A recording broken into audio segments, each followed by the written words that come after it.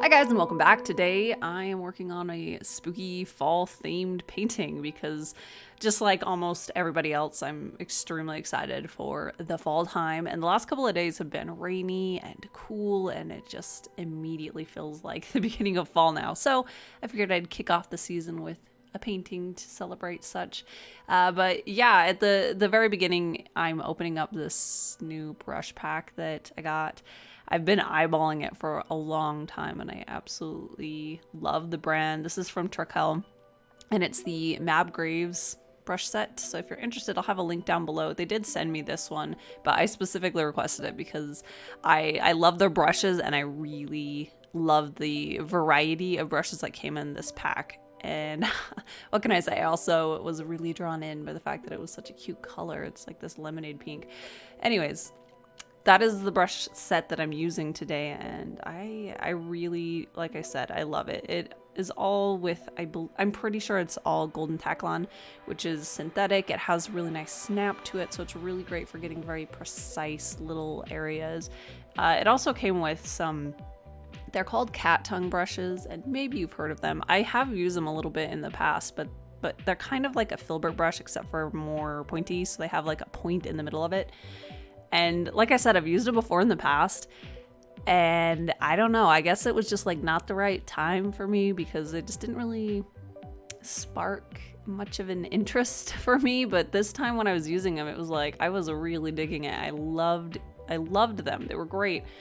And I just think that's kind of interesting sometimes. That's not the first time that that's happened where I've used an art supply and it just didn't really work with me. I didn't really like it, or I didn't really care for it, and then a while later when I'm at a different place in my art journey, I pull it out and I try it again, and it's like this thing that I love. It might be solving a problem, or it might just be that I'm just ready to use it. I don't know, but anyways, I'm excited to use them because they work really nicely for being able to get into really tiny little pointy areas, but still also be able to go into wider areas, which is awesome for that area in the background around the negative space of the leaves. But talking a little bit about this piece, so like always, I had a color comp all set out. Originally, I had the background as just this kind of a mid-tone, maybe leaning a little bit more on the lighter side of these reds and corals for the leaves. And then I had this really dark magenta kind of a color for her hair. And as I was working on the background, it ended up getting a lot darker than I originally intended and a lot richer in color. So it ended up more orange, yellow, really warm. And it meant that I had to make a few tweaks as I was working on this piece. So I couldn't make her hair as dark as I wanted because then they would be the same value and both of them would just blend in together. So that was kind of the beginning of the very mild fight that I had with this piece. So I just kind of ended up giving a give and take to the background and the character. I got to a point where I just wasn't really sure what more to do with the background to make it look right. I wasn't really sure what it needed or what it was missing, but I just wasn't happy with it. But I knew that if I just kept noodling away at it, I would just end up making it so much worse. So I decided to switch over to the character, get some stuff done on her so that way I could actually compare the two and figure out what needed to be done for the character as well as the background so that they could come together and work together.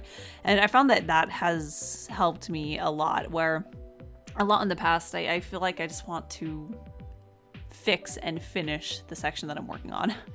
And it's a lot easier and it usually turns out a lot better if I'm working on things a little bit more at the same level throughout it. That way I can adapt different things rather than only being able to change things that are in the leaves. If I'm working on the character too, I can say, okay, well, I can make this area lighter or darker or whatever it needs to be so that it in contrast works with what's already happening. So one of the things that I actually did end up doing to help with the background is actually going back with my Micron pen. I just deepened up some of the line work and I also gave it a little bit of a thicker shadow or line work around where the shadow would be on the right side of the painting around the leaves. And that really just went kind of a long way. I was surprised by how much it needed that, but once certain leaves were accentuated with the line work, it just made it pop a lot better, and it felt a lot more crisp and clear and less muddy.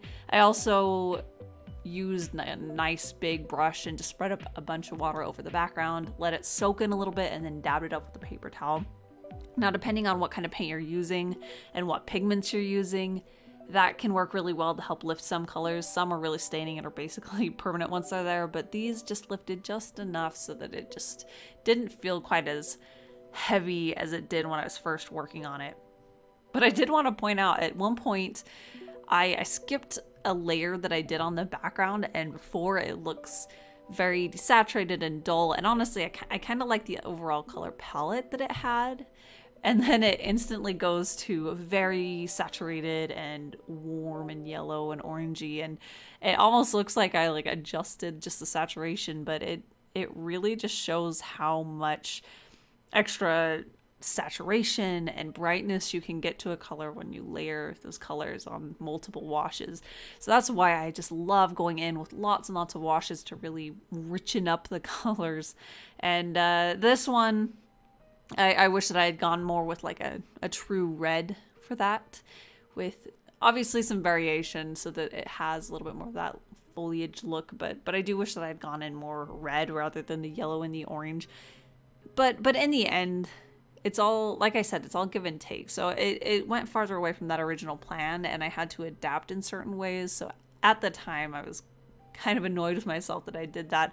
But at the final, with the final piece, I am happy with where that ends up, where the balance between the character and the color of the leaves, I think, ultimately works out.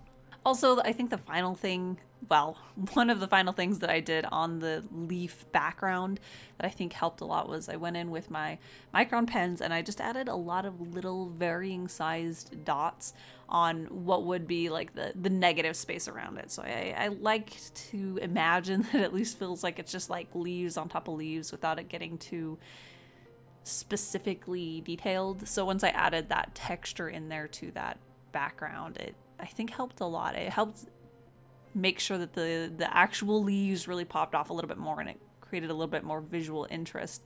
I also tried going in with gold, where I did a little bit of gold around the edges of the leaves themselves, but ultimately I decided that was just no, it just wasn't working. It wasn't realistic enough, I guess, and really I just wanted it to feel more like a second read, and when the light was shining on it, it looked nice. When the light wasn't shining on it, it didn't look as nice. So I just went in with my brush and I diluted that gold so that it's just this nice soft sheen over all of the background, which I really love. It makes this painting look really pretty in person. And I was actually really nervous to work on her face. I think that's why I left her to the very end, when normally I like to do the face at the very beginning of a painting, because I'm usually really excited to paint it. But this one, I was doing this skull makeup effect, and I love doing those, but it's been a while since I've done it, and I don't think I've ever really done one that's quite as soft of an approach as this one. Usually I have it like line worked in, and it's just a lot more cell shaded almost, but this I wanted it to have like this smoky effect to it. And I've done things in the past where it just gets too muddy, and when I'm trying to let it feel smoky and loose, it doesn't look good when I do it always. So yeah, I was nervous. I was a little worried about it. I had just a little bit of value on the sketch that I was working from, of where the dark makeup would really be focused on her face, but that was about it. So I was following along with that, and I decided to go first with kind of like a blush color for her complexion and map out where those darker pigments were going to end up being. So I put that down on her nose and in those cheek hollows and her eyes, and that helped a lot. I think it really helped to have this natural skin kind of a transition between what would be this stark gray kind of a makeup and her skin color. So kind of like thinking it through like I would makeup, where it has this blend to it, and it helped a lot. I think it helped it from looking too grayed out, but it also helped me know where to put it and where to build up on it. I also used just a little bit of like a wet on wet technique, where I would wet in the basic area and then drop in that really more concentrated paint. and I think I'm using neutral tint from Mgram, but I used that and I just dropped it in the center where I wanted the darkest areas to be, and then it would just wet on wet float out to the edges and create kind of this softer effect. I also did a little bit more of a intentional texturizing kind of a technique to get that outer edge, and I think the combination of the two actually turned out pretty all right in this painting. Sometimes it doesn't, but I think that it worked out in my favor this time. But I do have a really quick announcement. I have enamel pins available on my shop. I'm so excited. They made it here just in time for my last con, and now that I'm back home from that, I've added them to the shop, so they're available to everyone now, and they are perfectly Halloween themed. I'm really excited about that it's just like this perfect time of year. But I do have a pin that's inspired by my Spring Witch painting and one for my zombie eyes, so those are both at my shop. There's a link right down in the description that'll take you there. I also have the original painting from today available at my shop as well, so if you'd like to check that out, that's also through that same link. And I have a link to all the tools that I used to create this painting, including that set of brushes that I used from Trekell, which I love. I love that set. They're in their own little dish next to everything, so I can keep them all looking pretty and cute next to each other. But that's it. So I will be back next week with another video, so thank you guys so much for watching, and I'll see you then.